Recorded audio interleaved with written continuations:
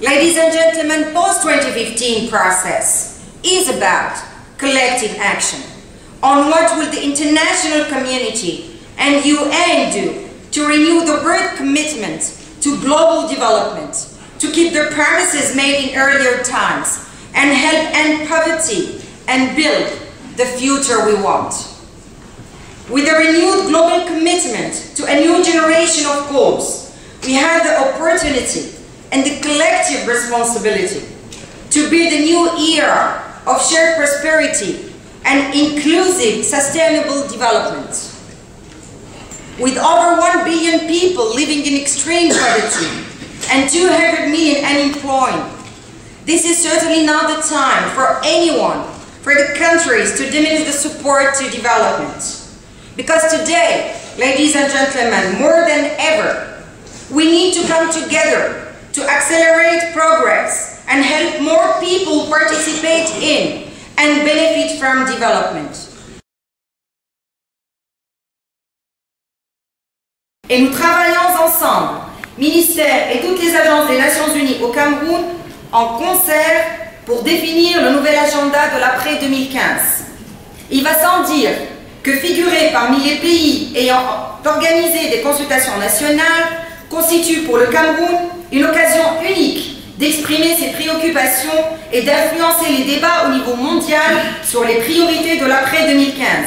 C'est aussi une opportunité pour les jeunes Camerounaises et les jeunes Camerounais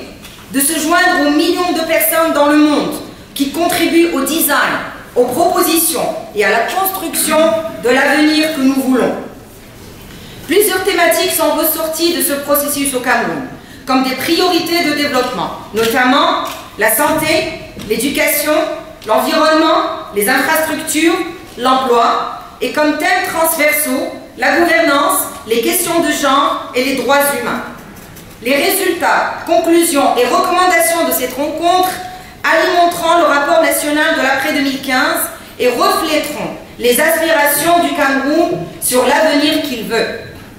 Ce rapport sera transmis au groupe de haut niveau mis en place par le secrétaire général des Nations Unies, chargé de coordonner les préparatifs de l'après-2015 et sera intégré au rapport final qui sera présenté lors de l'Assemblée générale des Nations Unies en septembre 2013 à New York.